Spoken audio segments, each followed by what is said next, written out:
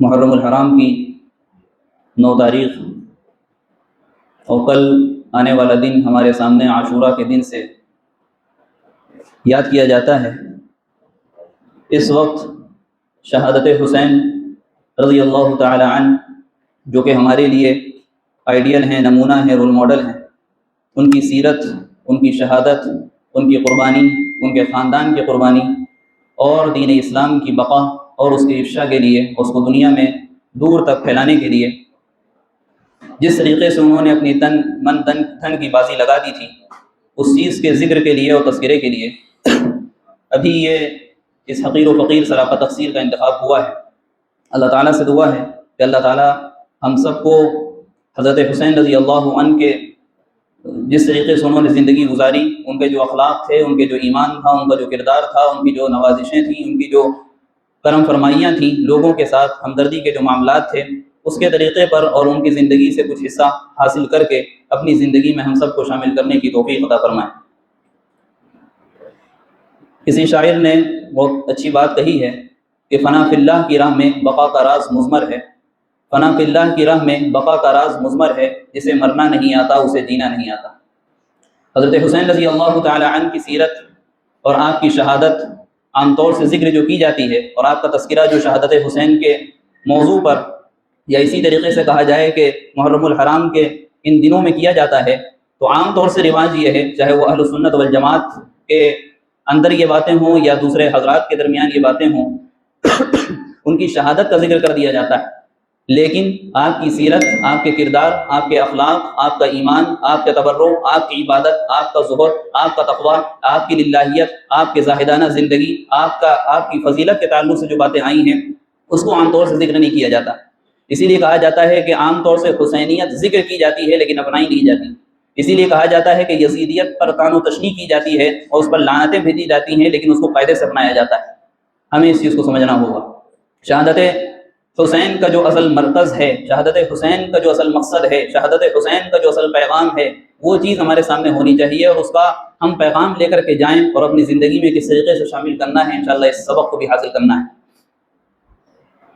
حضرات حسنین کے تعلق سے اللہ کے رسول علیہ السلام شروعات سے ہی، یعنی آپ کی ولادت ہوئی تھی تو اللہ کے رسول علیہ السلام کی بے شمار فضیلتیں ہمیں احادیث کی کتابوں میں وارد نظر آئیں گی، بے شمار حدیثیں۔ سب سے پہلی ان کی جو فضیلت ہے وہ یہ ہے کہ وہ صحابی رسول ہیں، وہ صحابی رسول ہیں۔ دوسری فضیلت ان کی سب سے بڑھ کر کے یہ ہے کہ وہ اہل بیت اطہار میں سے ہیں، اللہ کے رسول علیہ السلام کے خاندان میں سے ہیں۔ اور تیسری فضیلت بھی اس میں شامل کی جا سکتی ہے، لیکن اس کا ایک الگ ذکر ہے حدیث پاک میں، اور اس کے تعلق سے 22واں پارہ پہلا صفحہ سورہ احزاب کی آیتیں بھی اللہ تعالیٰ نے نازل فرمائی ہیں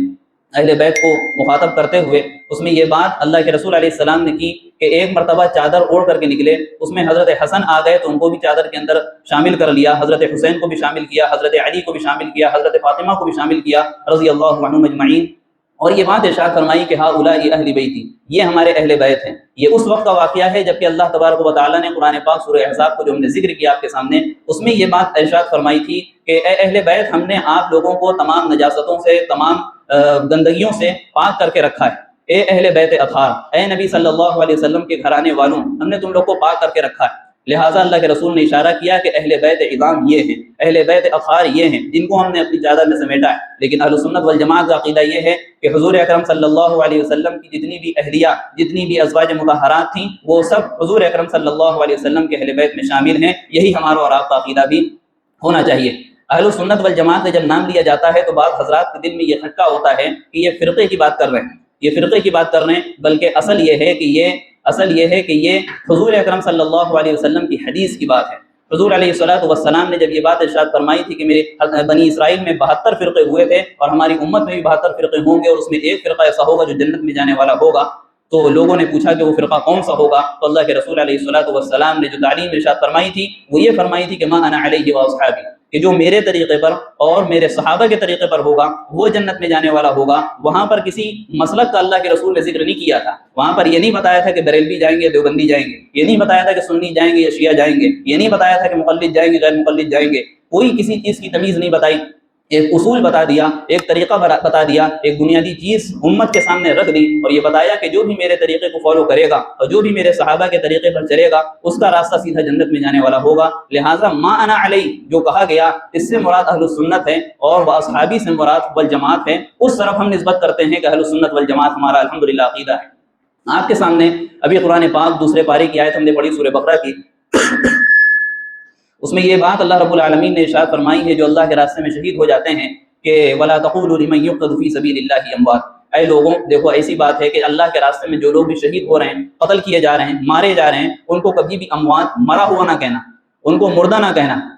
بل احیا بلکہ وہ زندہ ہیں۔ یہ ہماری اور آپ کی گواہی نہیں، یہ کسی مفسر کی گواہی نہیں، یہ کسی محدث کی گواہی نہیں، یہ کسی صحابی کی گواہی نہیں، بلکہ یہ رسول اللہ کی بھی گواہی نہیں، یہ اللہ کی گواہی، بل احیا وہ سب کے سب زندہ ہیں، ولکن لا تشعرون تم کو سمجھ میں نہیں آتی بات، تم کم سمجھ ہو، تم نہ سمجھ ہو، تمہاری سمجھ چھوٹی ہے، تمہاری عقل اتنی کم ہے کہ تمہارے عقل میں شاید یہ بات نہ جائے، لیکن حقیقت یہ ہے اللہ کا قرآن جب کہتا ہے تو ہم دن کو رات کہہ سکتے ہیں، رات کو دن کہہ سکتے ہیں، لیکن قرآن کو جھوٹا نہیں کہہ سکتے۔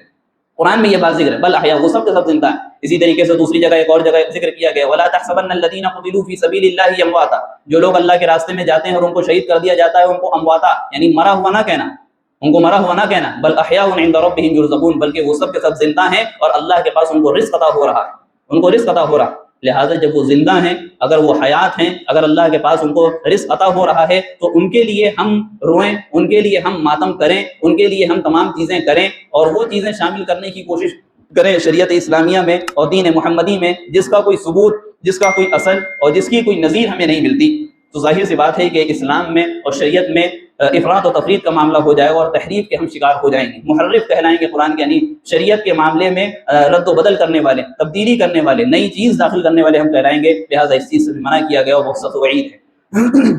حضرت حسین رضی اللہ عنہ کا جہاں تک تعلق ہے، اللہ کے رسول علیہ السلام نے فرمایا کہ حضرت حسن حضرت حسین یہ دونوں جنتی جوانوں کے سردار ہیں، جنتی جوانوں کے سردار ہیں۔ اب یہ کوئی بتائے کہ کسی جگہ کے سردار کو ناراض کر کے کیا اس محل میں داخل ہوا جا سکتا ہے؟ ہرگز نہیں داخل ہوا جا سکتا۔ اگر اس محل میں داخل ہونا ہے جس محل کا سردار ایک شخص ہے، اس شخص کو راضی کرنا پڑے گا، اس شخص کی بات ماننی پڑے گی، تب وہ شخص کہے گا میرے ساتھ میرے محل میں داخل ہو۔ لہٰذا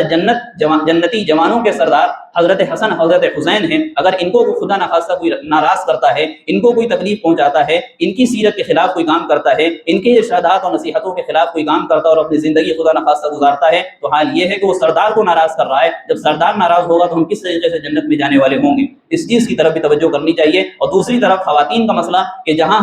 حضرات حسنین کو جنتی جوانوں کا سردار کہا، وہیں ان کی والدہ ماجدہ حضرت محمد صلی اللہ علیہ وسلم کی آنکھوں کے تارے ہم کہہ سکتے ہیں، اور جن سے باقاعدہ طور پر آج تک حضور اکرم صلی اللہ علیہ وسلم کی نسل چل رہی ہے، سادات خاندان آباد ہے۔ حضرت فاطمہ الزہرا رضی اللہ تعالی عنہا ان کو جنتی عورتوں کا سردار کہا گیا۔ لہٰذا بیٹے کو تکلیف دے کر ماں کو کوئی راضی نہیں کر سکتا۔ اگر بیٹے کو تکلیف ہوئی ماں کو تکلیف ہوگی، اور جب ماں کو تکلیف ہوگی تو کوئی بھی خاتون اس ماں کے ساتھ جس نے اس کے بیٹے کو ستایا ہوگا جنت میں داخلہ آسان نہیں ہے۔ لہٰذا کوشش یہ رہنی چاہیے کہ ان حضرات کی خوشی بھی سامنے رکھی جائے، کیونکہ یہ اہل بیت اطہار میں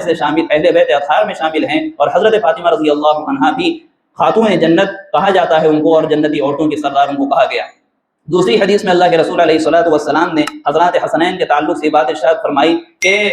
یہ دونوں ہمارے لیے دنیا میں پھول ہیں، پھول کی حیثیت رکھتے ہیں۔ ابھی آپ کے سامنے ایک حدیث نقل کی، اس میں اللہ کے رسول دعا فرماتے تھے اور فرماتے تھے کہ اللہم انی احبہما، اے اللہ میں ان دونوں سے محبت کرتا ہوں، فاحبہما، اے اللہ آپ بھی ان دونوں سے محبت کیجئے۔ اور آگے ایک بات اور ارشاد فرمائی دعا میں کہ فاحب من یحبہما، اے اللہ ان سے بھی آپ محبت کریے جو ان دو حضرات سے محبت کرتا ہے، جو ان دو حضرات سے محبت کرتا ہے۔ جب حضرت حسین رضی اللہ عنہ کی ولادت ہوئی تو اس وقت کیا تھا؟ حضور اکرم صلی اللہ علیہ وسلم کو بلایا گیا اور آپ نے حضرت حسین رضی اللہ عنہ کو اپنی گود میں لیا، پھر باقاعدہ طور پر آپ نے شہد چٹایا اور آپ کے کانوں میں اذان دی، آپ کے کانوں میں اذان دی۔ آپ نے سیرت کا مطالعہ کیا ہوگا، سیرت کی باتیں سنتے ہوں گے آپ سب لوگ، اس میں کہیں پر بھی حضور اکرم صلی اللہ علیہ وسلم کی اذان کا تذکرہ نہیں ملتا، سوائے اس جگہ پر۔ حضرت محمد صلی اللہ علیہ وسلم نے اس جگہ پر اذان دی اور کہیں اذان آپ سے ثابت نہیں ہے۔ خیر، لیتے ہیں اور خوشی کا اظہار فرماتے ہیں، نام رکھتے ہیں حسین۔ حضرت علی رضی اللہ عنہ جو کہ بہادر تھے، ان کا ایک مزاج تھا کہ میری کوئی بھی اولاد ہوگی اس کا نام حرب رکھیں گے۔ پہلے بیٹے حضرت حسن ہوئے، ان کا نام حرب رکھا، اللہ کے رسول نے بدل دیا۔ دوسرے بیٹے حضرت حسین پیدا ہوئے، ان کا نام حرب رکھا، اللہ کے رسول نے بدل دیا۔ تیسرے بیٹے ایک اور پیدا ہوئے جن کا نام محسن یا محسن تھا، ان کا بھی نام حرب رکھا، اللہ کے رسول نے بدل دیا، لیکن ان کی ولادت کے بعد ہی چند ہی دنوں میں ان کا انتقال ہو گیا تھا، اس دنیا سے رخصت ہو گئے تھے، اس لیے زیادہ ان کا تذکرہ نہیں ملتا ہے۔ اللہ کے رسول علیہ الصلوۃ والسلام جب خوش ہوئے اور تھوڑی دیر کے بعد رونے لگے، ساتھ میں ام الفضل رضی اللہ عنہا کھڑی تھی، ایک صحابیہ ہیں، وہ پوچھتی ہیں کہ آپ پہلے خوش ہوئے اور بعد میں روتے ہیں، اپنے نواسے کو اپنی گود میں لے کر کے ذرا ہم اپنے خاندان کے بچوں کو سامنے رکھیں، اپنے گھر اپنی سگی اولادوں کو سامنے رکھیں، اپنے بھتیجوں اور اپنے بھانجوں کو سامنے رکھیں۔ حضور اکرم صلی اللہ علیہ وسلم کا جواب تھا کہ میری ہی امت اور کلمہ پڑھنے والے لوگ میری اس اولاد کو باقاعدہ طور پہ قتل کریں گے اور اس کو شہید کریں گے، اس کے خون کو بہائیں گے۔ اور ایک مرتبہ تو جبریل امین نے آ کر کے کربلا کی مٹی بھی دی کہ یہ جب آپ کے نواسے کو شہید کیا جائے گا تو یہ مٹی باقاعدہ خون آلود ہو جائے گی اور اس میں جو ہے سرخی مائل ہو جائے گی یہ مٹی۔ اس کو حضرت ام سلمہ رضی اللہ عنہا نے باقاعدہ سنبھال کر کے رکھا اور بتاتی ہیں کہ جس دن حضرت حسین رضی اللہ عنہ کی شہادت ہوئی وہ مٹی اس دن سرخ ہو چکی تھی۔ حضرت حسین رضی اللہ عنہ نے تقریباً 4 ہجری میں ان کی ولادت ہوتی ہے اور 3 ہجری میں حضرت حسن رضی اللہ عنہ کی ولادت ہوتی ہے۔ تقریباً 6.5 سے 7 سال کا زمانہ اللہ کے رسول علیہ الصلوۃ والسلام کے ساتھ پایا ہے۔ دیگر فضائل ہیں، اس کی گہرائی میں اور اس کے ڈیپتھ میں جانے کی بھی گنجائش نہیں ہے۔ آگے اگر ہم چلتے ہیں تو حضرت حسین رضی اللہ عنہ کی فضیلت اور آپ کی تمنائیں اور آپ کے اخلاق اور آپ کا کردار جس طریقے سے ہمیں نمایاں طور پر نظر آتا ہے، اور آپ کے تعلق سے صحابہ کرام کے اندر جو عزت تھی، آپ صحابہ کرام کے اندر جو محبت تھی، صحابہ کرام کے اندر جو احترام تھا کہ جب آپ دونوں کسی سواری پر سوار ہوتے تھے تو باقاعدہ صحابی آگے بڑھ کر کے اس سواری کی مہار پکڑ لیتے تھے اور اپنے لیے عزت اور شرف کی بات سمجھتے تھے۔ یہ حضرات حسنین کی یہ فضیلت ہے جو احادیث کی کتابوں میں باقاعدہ طور پر ذکر کی گئی ہیں۔ معاملہ ہوا سن 60 ہجری کا، جب حضرت امیر معاویہ رضی اللہ تعالی عنہ کی وفات ہوتی ہے 22 رجب سن 60 ہجری میں۔ اس کے بعد ان کے بیٹے یزید بن معاویہ کو باقاعدہ طور پر خلافت کا عہدہ سنبھالنا پڑا، اور اس سے پہلے بہت ساری چیزیں ہوئیں۔ حضرت حسن رضی اللہ عنہ نے حضرت امیر معاویہ رضی اللہ عنہ سے صلح کر لی تھی اور باقاعدہ جو لڑائیاں چل رہی تھیں حضرت علی رضی اللہ عنہ کے زمانے سے اس کا اختتام ہوا، دونوں میں میل جول بڑھا، اور یہاں کوفہ سے یہ لوگ شفٹ ہو گئے مدینہ منورہ حضور اکرم صلی اللہ علیہ وسلم کے علاقے میں، حضرت حسین رضی اللہ عنہ ان کا پورا خاندان۔ لیکن چند ایسے لوگ تھے جو اسلام کو جڑ سے مٹانا چاہتے تھے، چند ایسے لوگ تھے جو حضرت حسین رضی اللہ عنہ اور آل رسول صلی اللہ علیہ وسلم سے دشمنی رکھتے تھے۔ حال یہ ہوا کہ حضرت حسن رضی اللہ عنہ کو یہاں بھی ستایا گیا، مدینہ منورہ میں آ کر کے ستایا گیا، ان کے مال کو چھینا گیا، ان کو زہر دیا گیا، ان کے خیمے میں آگ لگائی گئی، اور جس بستر پر وہ بیٹھے تھے اس بستر کو بھی چھین لیا گیا۔ یاد رکھیے کہ حضرت حسین رضی اللہ عنہ کے بڑے بھائی حضرت حسن رضی اللہ عنہ حضور اکرم صلی اللہ علیہ وسلم کے نواسے ہیں، آپ کے خاندان سے تعلق ہے، حضرت علی کے بیٹے ہیں، حضرت فاطمہ کے جگر کے ٹکڑے ہیں، ان کے ساتھ یہ معاملہ روا رکھا جا رہا ہے اور صرف دین کے لیے رکھا جا رہا ہے، اور دین کے لیے وہ کسی سے بول نہیں رہے۔ حضرت حسین نے پوچھا کہ آپ بتائیے کہ آپ کے اوپر یہ آپ کو زہر کس نے دیا ہے؟ تو حضرت حسن نے منع کر دیا کہ اگر آپ کیا اس کو قتل کرنا چاہتے ہیں؟ کہ نہیں، جی ہاں، کہ اگر ہم سچ بتا دیں گے کہ ہمارے اوپر زہر کس نے دیا ہے تو آپ جا کر کے قتل کر دیں گے اور میری وجہ سے خون بہے گا، یہ ہم چاہتے نہیں۔ اور اگر ہم کو شک ہے وہ بات غلط ہوئی تو میری وجہ سے ہم یہ نہیں چاہتے کہ میری وجہ سے کسی بے گناہ شخص کو قتل کر دیا جائے، لہٰذا انہوں نے اپنے بدلہ لینے کے لیے اجازت نہیں دی۔ یہ ان کے اخلاق کریمہ تھے جو آج بھی ہم حضرت حسین اور حضرت حسن رضی اللہ عنہ کے خاندان میں دیکھتے ہیں۔ ایسی بہت سارے واقعات ہمارے سامنے موجود ہیں، ان خاندان کے جو لوگ آج موجود ہیں ہمارے سامنے یا ہمارے ملک میں، ہمارے اطراف میں۔ حضرت حسین رضی اللہ عنہ جب یزید تخت نشین ہوا، اس نے پورے علاقے میں جہاں تک کہ اسلامی حکومت تھی سب جگہ یہ حکم بھجوا دیا کہ اب میرے ہاتھ پر بیعت کی جائے گی، ہم کو خلیفہ مانا جائے گا، ہم کو حاکم مانا جائے گا۔ لیکن اس شخص کے بارے میں یہ بات مشہور تھی، باقاعدہ حضرت مولانا علی میاں ندوی رحمۃ اللہ علیہ نے المرتضیٰ میں یہ بات بڑی تفصیل سے لکھی ہے۔ اسی طریقے سے مفتی شفیع صاحب عثمانی رحمۃ اللہ علیہ نے شہید کربلا میں اس چیز کا بڑا تفصیل سے ذکر کیا اور باقاعدہ حوالوں کے ساتھ کیا ہے کہ یزید جو تھا وہ شراب کا عادی تھا، یزید جو تھا وہ بے نمازی تھا، یزید جو تھا ایک طرف اس کے اوصاف بھی تھے کہ مروت بہت کرتا تھا، ایک طرف اس کے اوصاف بھی تھے کہ رائے جو دیتا تھا بڑی اچھی دیتا تھا، ایک طرف اس کے اوصاف تھے، لیکن یہ اس سے بڑھ کر کے کوئی برائی نہیں ہو سکتی کہ وہ شراب کا عادی تھا اور کھلا شراب پیتا تھا، نماز بعض مرتبہ غائب کر جاتا تھا، نماز پڑھتا ہی نہیں تھا، اور نہ جانے اس کے اندر کیا خرابیاں برائیاں تھیں جو اس کو فاسقانہ درجے تک پہنچاتی ہیں اور اس کو فاسق و فاجر بناتی ہیں۔ اس لیے حضرت حسین رضی اللہ تعالی عنہ نے اس بات کو گوارا نہیں کیا کہ جا کر کے یزید کے ہاتھ پر بیعت کریں، مدینہ منورہ میں قیام کیے رہے۔ یہاں کا جو گورنر ہیں ان کو پیغام دیا گیا کہ حضرت حسین رضی اللہ عنہ کی گواہی، ان کی بیعت باقاعدہ اپنے ہاتھ پر لیجیے میرے نام پر۔ حضرت حسین رضی اللہ عنہ کو رات کے وقت بلایا گیا، انہوں نے اس چیز کو تسلیم نہیں کیا، لہذا انہوں نے کہا کہ ہم انشاءاللہ کسی اور وقت بتائیں گے آپ کو، اور رات ہی رات میں یہاں سے روانہ ہوتے ہیں اور مکہ مکرمہ کا سفر کرتے ہیں۔ وہاں حضرت عبداللہ ابن زبیر رضی اللہ عنہ، حضرت عبداللہ ابن عباس رضی اللہ عنہ، حضرت عبداللہ ابن عمر رضی اللہ عنہ، حضرت عبداللہ ابن زبیر رضی اللہ عنہ، اکابر صحابہ کی اکابر اولاد موجود ہیں، ان کے ساتھ جا کر مشورہ کرتے ہیں۔ اور جب یہ بات پتہ چلی کوفہ والوں کو، عراق والوں کو پتہ چلی کہ حضرت حسین مدینے سے منتقل ہو کر مکہ مکرمہ چلے گئے ہیں، تو ادھر کوفہ والوں نے کام یہ کرنا شروع کیا کہ خطوط لکھنا شروع کیے حضرت حسین رضی اللہ عنہ کے نام پہ، اور 150 خطوط تقریباً، اور یہ درخواستیں پہنچی حضرت حسین کے پاس کہ آپ ہمارے پاس تشریف لے آئیے، ہم آپ کے ہاتھ پر بیعت کریں گے، آپ کو حاکم بنائیں گے، آپ کا ساتھ دیں گے، آپ سے دین سیکھیں گے، اور اگر خدا نخواستہ آپ نہیں آئے تو ہم کل قیامت کے دن آپ کے دامن کو پکڑیں گے۔ حضرت حسین اور ان لوگوں نے طلاق کی اور اطاعت کی قسمیں کھائیں،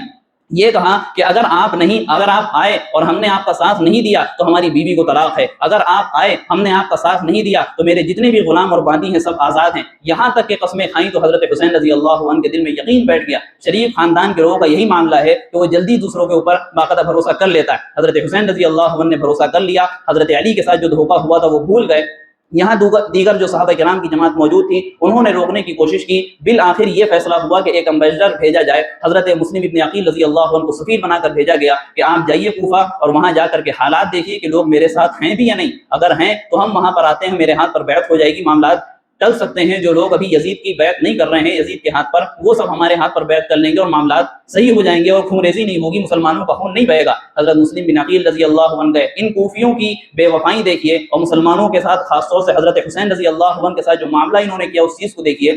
کہ جب حضرت مسلم بن عقیل رضی اللہ عنہ پہنچے تو ایک روایت کے مطابق 12,000 لوگوں نے اور ایک روایت کے مطابق 18,000 لوگوں نے آپ کے ہاتھ پر بیعت کی کہ حضرت حسین یہاں آتے ہیں، ہم ان کا ساتھ دیں گے۔ اور تیسری روایت، جب تک کہ حضرت حسین کو یہ خبر دی گئی کہ یہاں کے حالات درست ہیں، آپ آ جائیے، آپ کی یہاں بیعت کرنے کے لیے تیار ہیں، تو وہ تعداد بڑھ کر کے 50,000 تک کے پہنچ گئی، یعنی 50,000 کا مجمع تھا حضرت حسین کا ساتھ دینے کے لیے، اور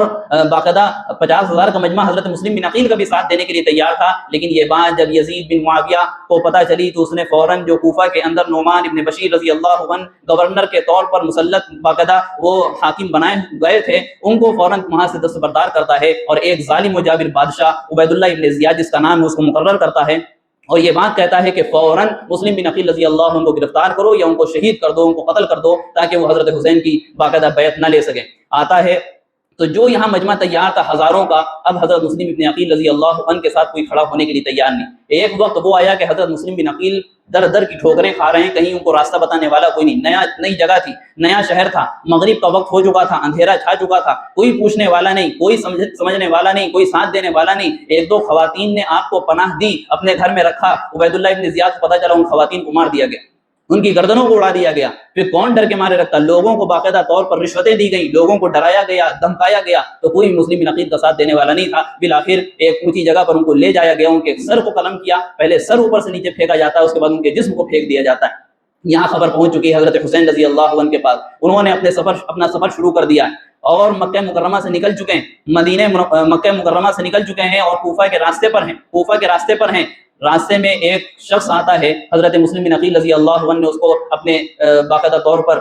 رشتہ داری کا حوالہ دے کر کے یہ کہا تھا کہ آپ حضرت حسین تک کے میرا پیغام پہنچا دیجئے کہ وہ آ رہے ہیں، واپس چلے جائیں، یہاں کے حالات اب ٹھیک نہیں ہیں۔ کوفی لا یوفی جو کہا گیا کہ کوفی بے وفائی کرتے ہیں، ساتھ نہیں دیتے، لہٰذا وہ اسی پر اتر آئے ہیں۔ حضرت حسین رضی اللہ عنہ کو جب یہ بات پتہ چلی کہ آپ واپس چلے جائیں، لیکن ابھی بھی وہ تیار نہیں ہوئے، حالانکہ ابھی حضرت مسلم بن عقیل کو شہید نہیں کیا تھا، ان کی شہادت کی خبر نہیں پہنچی تھی۔ حضرت حسین رضی اللہ عنہ کا قافلہ اور راستے میں کچھ افراد ملتے گئے تھے، وہ سب میدان کربلا میں پہنچے، وہاں ایک عربی شاعر جس کا نام فرزدق ذکر کیا گیا ہے وہ ملا، اس نے کہا کہ مسلم بن عقیل کو ظالمانہ طور پر شہید کر دیا گیا۔ یہ ہم لوگ بھی دنیا کے قانون کے اعتبار سے جانتے ہیں کہ اگر کوئی امبیسڈر کسی دوسرے ملک میں گیا ہوا ہے، کوئی سفیر بنا کر بھیجا ہے، تو اس کو کوئی قتل نہیں کر سکتا، یہ بہت بڑا جرم ہے۔ لہٰذا حضرت مسلم بن عقیل رضی اللہ عنہ کو شہید کر دیا گیا۔ حضرت حسین رضی اللہ عنہ نے دو اعلان کیے، ایک تو واپسی کا اعلان کیا، دوسرا یہ اعلان کیا کہ جو لوگ یہاں سے جانا چاہتے ہیں وہ جا سکتے ہیں۔ لہٰذا راستے میں جتنے بھی دیہات کے لوگ اور اعرابی ملے تھے وہ سب کے سب واپس ہونے لگے، اور یہاں پر جب واپسی کا اعلان ہوا تو حضرت مسلم بن عقیل رضی اللہ عنہ کی جو اولادیں تھیں، ظاہر ہے کہ باپ کے قتل کو کون برداشت کرے گا، وہ سب اڑ گئے کہ اب ہم اپنے جو ہے ابا کا اور اپنے والد صاحب کا بدلہ لے کر کے رہیں گے۔ اور مسلم بن عقیل کون ہے؟ مسلم بن عقیل بن ابی طالب ہیں، مسلم بن عقیل بن ابی طالب ہیں، حضرت علی رضی اللہ عنہ کے بھتیجے ہیں، حضرت جعفر رضی اللہ عنہ کے بھتیجے ہیں حضرت مسلم، اور اللہ کے رسول علیہ الصلوۃ والسلام کے باقاعدہ چچا زاد بھائی ہیں، جیسے حضرت علی، حضرت جعفر ہیں، یہ وہ ہیں، لہٰذا وہ سب ڈٹ گئے، اور 72 آدمی کا یہ مکمل قافلہ تھا، اس میں بچے بھی تھے، اس میں عورتیں بھی تھیں، اس میں جوان بھی تھے، اس میں ہر طرح کے لوگ تھے، تقریباً 17 یا ایک روایت کے مطابق 21 لوگ اہل بیت سے تھے، آل رسول کے تھے، حضور اکرم صلی اللہ علیہ وسلم کی شاخ سے تھے، آپ کے خاندان سے تعلق رکھتے تھے، اور اس کے علاوہ ان کے دوست و احباب اور مکہ مکرمہ سے جو ایک قافلہ آیا تھا وہ سب اس میں موجود تھے۔ عبید اللہ ابن زیاد کو یہاں پتہ چلا، اس نے ایک لشکر 1000 کا تیار کیا۔ عمر ابن سعد بن ابی وقاص رضی اللہ تعالی عنہ ایک نامی شخص ہے جو کہ عبید اللہ ابن زیاد سے ملا ہوا تھا، لیکن اس کے دل میں کچھ نرمی ابھی بھی باقی تھی۔ 1000 کا لشکر لے کر کے میدان کربلا میں بھیجتا ہے، اور کہتا ہے کہ جا کر کے ان سے انتقام لو اور ان سے بیعت لو، ان سے کہو کہ عبید اللہ ابن زیاد کے ہاتھ پر بیعت کریں۔ ایسے ظالم کے ہاتھ پر بیعت کر سکتے ہیں؟ یزید بن معاویہ کے ہاتھ پر بیعت نہیں کی، عبید اللہ ابن زیاد کے ہاتھ پر کیسے بیعت کر سکتے ہیں؟ اللہ کے رسول نے 3 چیزیں عمر ابن سعد کے سامنے رکھی، کہا کہ ہم کو پہلے جا کر کے ایک تو ہماری طرف سے گزارش اور درخواست یہ ہے کہ ہم کو سیدھے یزید بن معاویہ سے ملنے دو، ہم جا کر کے اس سے بات کر لیں گے، جو بھی ہمارے معاملات ہوں گے وہاں سمجھ لیں گے۔ اور دوسری میری رائے یہ ہے اگر یہ بات نہیں مانی جاتی ہے تو ہم مکے سے آئیں، ہم کو مکہ واپس جانے دو، لہٰذا مکے میں کوئی کسی کو چھیڑ نہیں سکتا، اس کے حرم، اس کی حرمت ایسی ہے کہ وہاں کوئی کسی کو مار نہیں سکتا، ایک ہم جانور کا بھی شکار نہیں کر سکتے، اللہ نے اس شہر کو ایسا بنایا ہے، لہٰذا آپ ہم کو مکہ جانے دیجیے، ہم وہیں چلے جاتے ہیں۔ لیکن اگر آپ ہم کو واپس بھی نہیں جانے دیں گے تو تیسری بات میری طرف سے یہ ہے کہ آپ ہم کو کسی بارڈر پہ بھیج دیجیے، وہاں ہم دشمنان اسلام سے جنگ کرتے کرتے وہیں شہید ہو جائیں گے، ہم کو شہر سے کوئی لینا دینا نہیں ہے۔ یہ 3 بات عمر بن سعد ہم نے کہا کہ اس کے اندر نرمی تھی، اس کو پسند آئی، اور اس نے یہ فوراً لکھ کر کے بھیجا عبید اللہ ابن زیاد کے پاس، اور یہ کہا کہ یہ حضرت حسین ان 3 باتوں پر تیار ہیں، کون سی بات اختیار کی جائے؟ عبید اللہ ابن زیاد بھی تیار تھا، عبید اللہ ابن زیاد بھی خوش تھا کہ ہاں یہ کر لیا جائے، لیکن اس کے ساتھ ظاہر ہے کہ ہر ایسے لوگوں کے ساتھ ایک ایسے چاپلوس اور اس طریقے کے لوگ رہتے ہیں جو بڑوں کو اور سردار لوگوں کو بھڑکاتے ہیں اور بہکاتے ہیں، سیدھے راستے سے ہٹانے کی کوشش کرتے ہیں اور غلط رائے ان کو دیتے ہیں۔ شمر بن ذوالجوشن نام کا ایک شخص بدبخت اور ملعون شخص بیٹھا ہوا تھا، اس نے کہا کہ نہیں، آپ ایسا نہ کریں، اگر آپ نے ان کو آج آزاد کر دیا، آپ نے اگر ان کو آزاد کر دیا تو کل یہ بڑا لشکر لے کر کے آئیں گے اور آپ کے اوپر تباہی مچائیں گے اور آپ کو قتل کر دیں گے۔ اس نے بھڑکانے کی کوشش کی۔ اصل معاملہ یہ تھا کہ شمر بن ذوالجوشن کا حال یہ تھا کہ اس نے دیکھا ہوا تھا حضرت حسن رضی اللہ عنہ کی تاریخ کو، کہ وہ جب حضرت امیر معاویہ سے ملے تھے تو معاملہ یہ ہوا تھا کہ صلح ہو گئی تھی، جنگ نہیں ہوئی تھی، مسلمانوں کا خون نہیں بہا تھا، یہ وہی چاہتا تھا کہ مسلمانوں کا خون بہے، مسلمانوں کو اور اسلام کو جڑ سے مٹانے کی کوششیں ہوں، اور اس کو سرداری مل جائے، کسی جگہ کی کوئی گورنری مل جائے۔ لہٰذا عبید اللہ ابن زیاد اسی بہکاوے میں آ جاتا ہے اور شمر کو ہی حکم دیتا ہے کہ تم 4000 کا لشکر لے کر کے جاؤ، اور عمر بن سعد جو 1000 کا پہلے لشکر لے کر کے پہنچے ہیں، کہا کہ اگر وہ نہ مانے حضرت حسین سے بدلہ لینے کے لیے تو ان کو بھی شہید کر دینا، ان کو بھی قتل کر دینا۔ 5000 کا لشکر تقریباً یہ تیار ہے، بعض روایتوں میں 6000 کا لشکر تھا۔ یہاں آتا ہے حضرت حسین رضی اللہ عنہ، دیکھتے ہیں اور تمام چیزیں، ادھر 72 لوگ ہیں ادھر 72 لوگ ہیں، سامنے ہزاروں کا مجمع تیار ہے، ان کے پاس ہتھیار ہیں، تمام چیزیں ہیں، کوئی رعایت نہیں ہوتی ہے۔ بات آگے بڑھتی ہے، 9 محرم الحرام آتی ہے، اور 9 محرم الحرام مغرب کی نماز یا عشاء کی نماز حضرت حسین رضی اللہ عنہ پڑھتے ہیں اپنے ساتھیوں کے ساتھ، اور ان لوگوں سے کہتے ہیں کہ آپ ہم کو ایک رات کا وقت دیجیے، کل 10 محرم ہے، کل ہم انشاءاللہ کسی بات پر فیصلہ کر لیں گے۔ اور یہ جو رات مانگی گئی تھی کمپرومائز کے لیے نہیں مانگی گئی تھی، یہ رات جو مانگی گئی تھی آپس میں ڈیل کے لیے نہیں مانگی گئی تھی، انڈر ٹیبل کوئی ڈیل نہیں ہونی تھی، کوئی رشوت کی لین دین نہیں ہونی تھی، کوئی کمپرومائز مناسب طور پر یا ظالمانہ طور پر نہیں ہونا تھا، کسی کو پھنسانے کے لیے ڈیل نہیں تھی، بلکہ اس لیے تھی کہ حضرت حسین رضی اللہ عنہ سمجھ گئے تھے اور یہ ان کو احساس ہو چکا تھا کہ اب یہ رات ہمارے لیے آخری رات ہے، یہ رات ہمارے لیے آخری رات ہے، لہٰذا انہوں نے اس رات کو اللہ کے لیے گنوانا چاہا، اللہ کے لیے لگانا چاہا۔ پوری رات انہوں نے اپنے آل و اولاد کے ساتھ یا تو تقریر کر کے ان کو سمجھایا اور نصیحتیں فرمائی ہیں، یا تو اللہ کی عبادت میں لگے رہیں۔ احادیث میں آتا ہے ان کی فضیلت کے بارے میں کہ رات کا آدھا حصہ حضرت حسن کھڑے ہو کر نماز پڑھتے تھے اور آدھا حصہ حضرت حسین کھڑے ہو کر کے نماز پڑھتے تھے۔ یہ ان کی سیرت سے حصہ ہے جو ہمیں لینے کی ضرورت ہے، یہ ان کی سیرت کا حصہ ہے کہ باطل کے سامنے جھکے نہیں، حق کا ساتھ چھوڑا نہیں، یہ ان کی سیرت کا حصہ ہے۔ لہٰذا یہ رات پوری اللہ کی عبادت میں لگاتے ہیں، اور حدیث پاک میں بھی یہ بات آئی ہے۔ کچھ لوگ کہہ سکتے ہیں کہ حضرت حسین جب 72 لوگ تھے تو کمپرومائز کر لینا چاہیے تھا، کیوں لڑنے کی ضرورت تھی؟ جب آپ کے پاس طاقت نہیں ہے واپس چلے جاتے، اس وقت کوئی طریقہ اختیار کر لیا جاتا، مصلحت کا تقاضا کوئی لے لیا جاتا، حکمت کی چادر اوڑھ لی جاتی، لیکن یہ حکمت کی چادر اس وقت نہیں اوڑھی گئی جو آج ہم اوڑھنے کی کوشش کرتے ہیں، اور یہ ہم اس وقت اوڑھنے کی کوشش کرتے ہیں جبکہ معاملہ اسلام اور کفر کا ہوتا ہے، اسلام اور شرک کا ہوتا ہے، توحید اور شرک کا ہوتا ہے، تب ہم مصلحتوں کی چادر اوڑھتے ہیں، تب ہم حکمتوں کی چادر اوڑھتے ہیں۔ لہٰذا ان حکمتوں کی چادر کو چاک کر کے عظیمت کا راستہ اختیار کرنا ہم سب کے لیے ضروری ہے، یہی صحابہ کرام کی تعلیم ہے، یہی حضرت حسین کی تعلیم ہے۔ ان 72 افراد نے جو جانیں اپنے اللہ کے سپرد کر دی ہیں، ان سب کا یہی پیغام ہے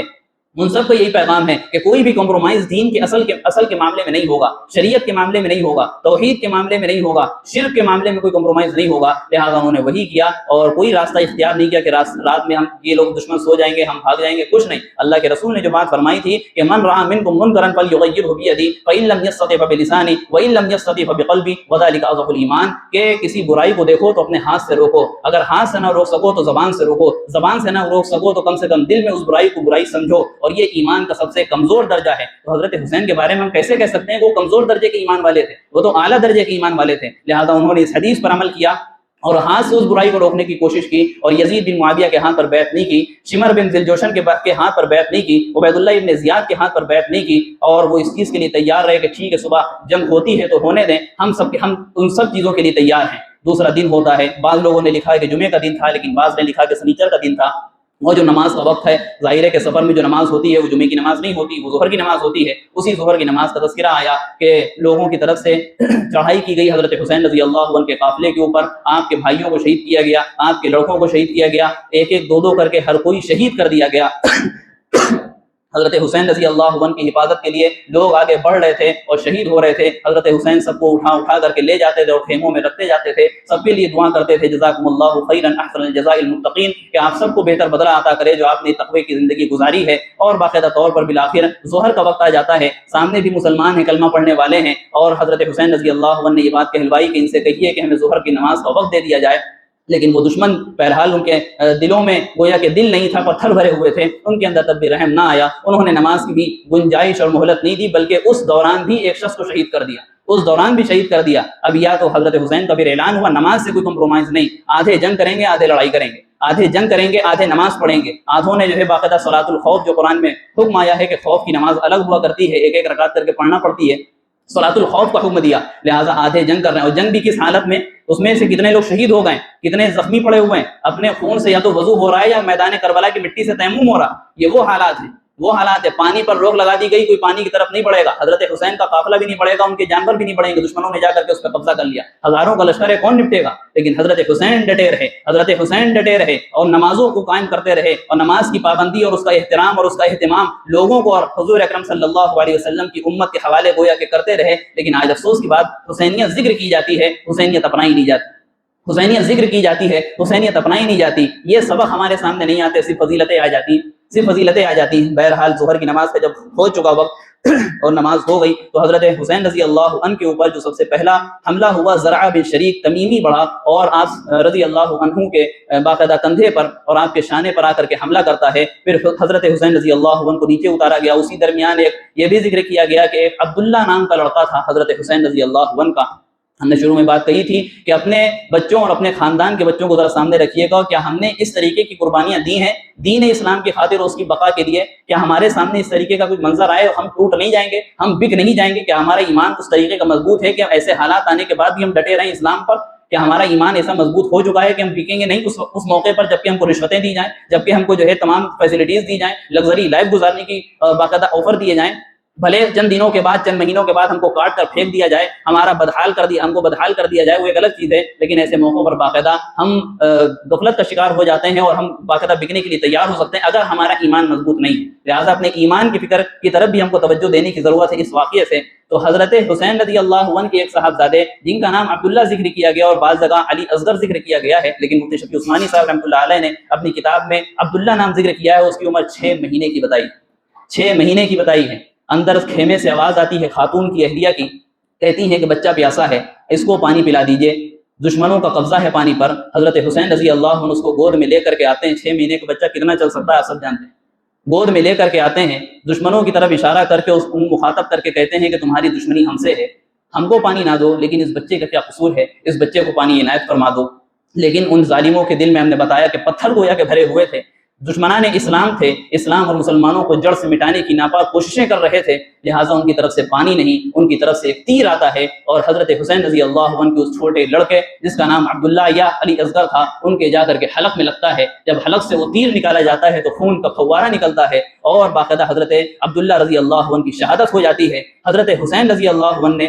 اس موقع پر ان کے خون کو اپنے چلو میں لیا تھا، یا تو زمین پر پھیرتے ہوئے یا آسمان کی طرف اڑاتے ہوئے یہ بات کہی تھی، اللہ پاک ان کو گن گن کر کے ماریے گا، ان کو چن چن کر کے ماریے گا، انہوں نے آل رسول کا خون بہایا ہے، انہوں نے حضور اکرم صلی اللہ علیہ وسلم کے خاندان کو اجاڑ دیا ہے، وہ شریف النفس، وہ کریم النفس، وہ رحمت للعالمین کے نواسے ہیں، جنہوں نے، جن کے بارے میں آتا ہے کہ اپنے دشمن کو جلدی بد دعا نہیں دیتے تھے۔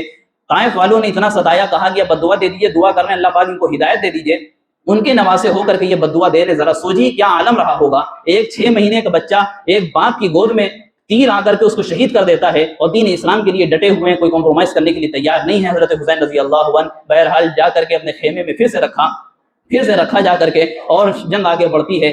جو ابھی ہم نے نام بتایا، زرع بن شریک تمیمی نے آ کر کے کندھے پر حملہ کیا، پھر ایک اور شخص آگے بڑھتا ہے، سنان بن انس نے، وہ نیزہ چلاتا ہے اور گھوڑے سے اتار کر حضرت حسین رضی اللہ عنہ کا سر قلم کر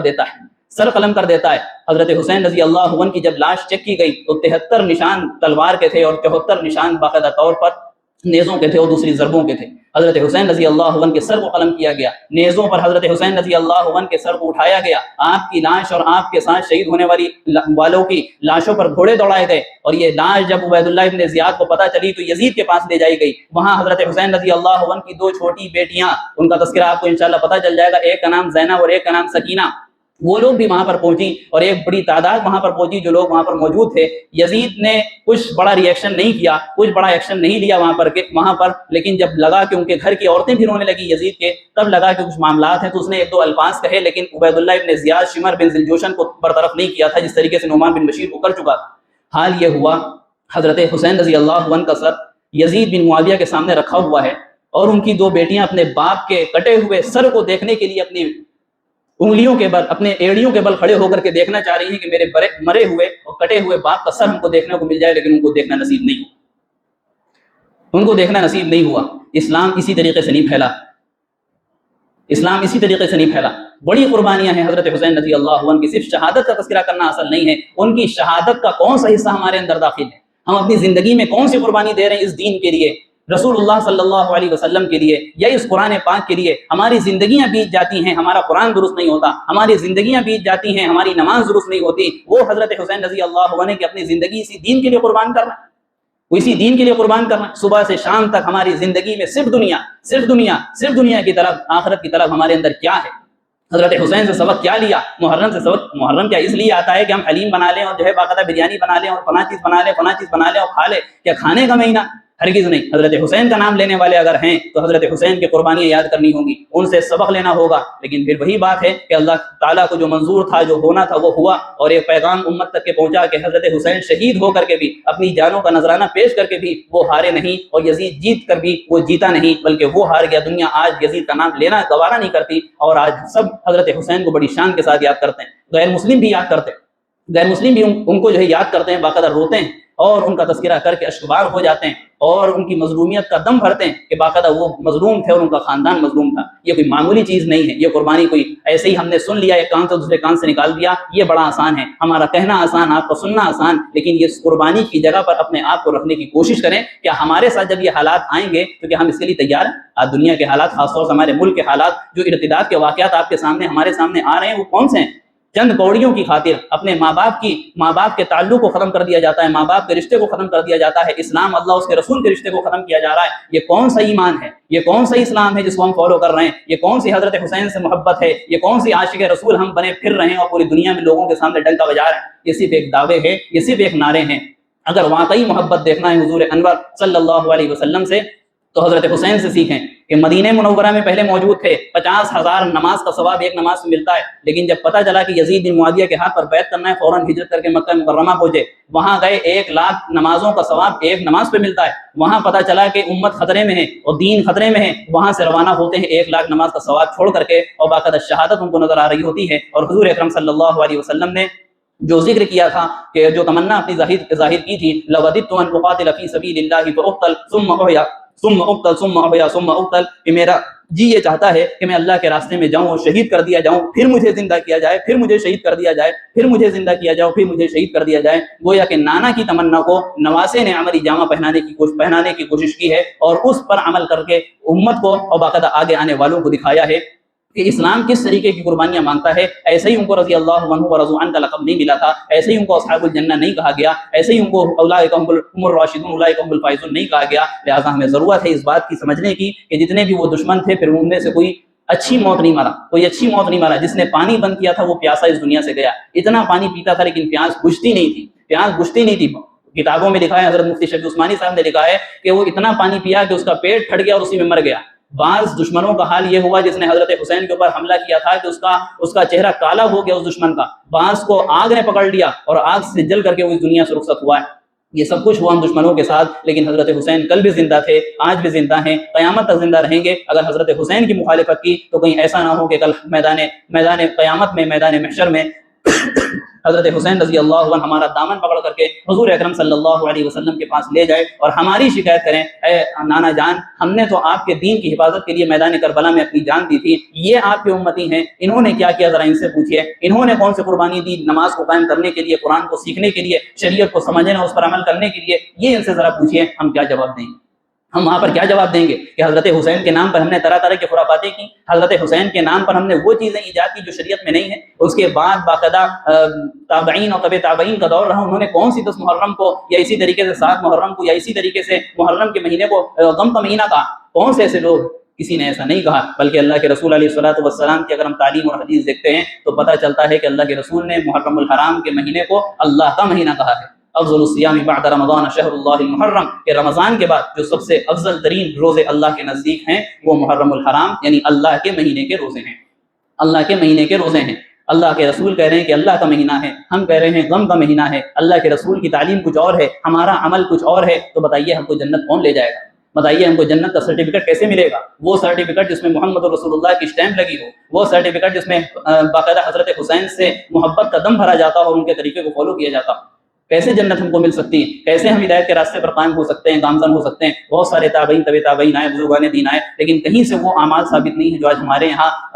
تعزیے کے نام پر، غم کے مہینے کے نام پر، یا 10 محرم ابتری کا دن ہے، بہت ساری جگہ یہ مشہور ہے کہ کل کے دن کاروبار نہیں کر سکتے، کل کے دن کاروبار نہیں کر سکتے۔ اللہ کے رسول علیہ السلام کی تعلیم تو یہ ہے کہ 10 محرم الحرام اللہ کا مہینہ، اس محرم کے ساتھ حرام کا لفظ لگ گیا، اس محرم کا ذکر اللہ تعالیٰ نے قرآن میں اشارے کے ساتھ ذکر کر دیا کہ بڑا محترم مہینہ ہے، اس میں تو کاروبار کرنا بڑا عظمت والا تھا، اس میں تو نکاح کرنا عظمت والا تھا، لیکن ہم کہتے ہیں کہ نہیں، اس میں کاروبار نہیں کر سکتے۔ 10 تاریخ کو اللہ کے رسول علیہ السلام باقاعدہ طور پر رمضان کے روزے فرض ہونے سے پہلے 10 محرم الحرام کا روزہ رکھتے تھے، باقاعدہ یہ فرض کے درجے میں تھا اور فرضیت اس کی ثابت تھی، لیکن جب رمضان مبارک کے روزے فرض ہوئے تو 10 محرم الحرام کا جو روزہ ہوا وہ سنت مؤکدہ قرار پایا۔ اللہ کے رسول تب بھی اس کو رکھتے تھے، اور پتہ چلا کہ یہودی بھی رکھتے ہیں، تو اپنے آخری سال میں یہ بات ارشاد فرمائی کہ آئندہ سال اگر میں زندہ رہا تو میں 2 روزے رکھوں گا، یہودیوں کی مخالفت کروں گا۔ یہاں پر بھی ایک نقطہ سمجھنے کی ضرورت ہے کہ روزہ ایک عبادت ہے، اللہ کے رسول عبادت میں بھی یہودیوں کا طریقہ اختیار کرنے کو منع فرما رہے ہیں، اور آج ہمارا حال یہ ہے کہ ہر عمل میں یہودیت کی ہم اپنانے کی کوشش کرتے ہیں۔ ہماری محفلیں، ہمارا ملنا جلنا، ہمارے گھر کی شادی بیاہ، ہمارے تعلقات، ہمارا پہننا، ہمارا اڑنا، ہمارا چلنا، ہمارے سارے کام یہودیوں کے طریقے کے مطابق، ہمارا سب کچھ یہودیوں کے طریقے کے مطابق۔ اور اللہ کے رسول کی تعلیم کیا ہے کہ عبادت کے معاملے میں بھی ان کی مخالفت کرو، ان کی اتباع نہ کرو، ان کی پیروی نہ کرو۔ لہٰذا اگر ہم ان چیزوں کو سامنے رکھتے ہیں، حضرت حسین رضی اللہ عنہ کا جو اصل پیغام ہے اس کو لیتے ہیں، تو اللہ تعالیٰ ہمارے لیے راستے آسان فرمائیں گے اور جنت کا راستہ ہمارے لیے آسان ہوگا۔ اور جنتی جوانوں کو جو سردار کہا گیا، پھر حضرت حسین کے ساتھ انشاءاللہ ہم بھی جائیں گے، لیکن اگر خدا نخواستہ اس کے برعکس ہم نے کام کرنے کی کوشش کی، شیطانی یا طاغوتی کام کرنے کی کوشش کی، تو اللہ ہمارا حامی و مددگار نہیں ہوگا۔ اللہ تعالیٰ سے دعا ہے کہ اللہ تعالیٰ جو باتیں کہی گئی اس میں غلطیوں کو معاف فرمائیں اور ہم سب کو عمل کی توفیق عطا فرمائیں۔ آمین وآخر دعوانا ان الحمد للہ رب العالمین۔ جزاکم اللہ خیرا۔ السلام علیکم ورحمۃ اللہ وبرکاتہ۔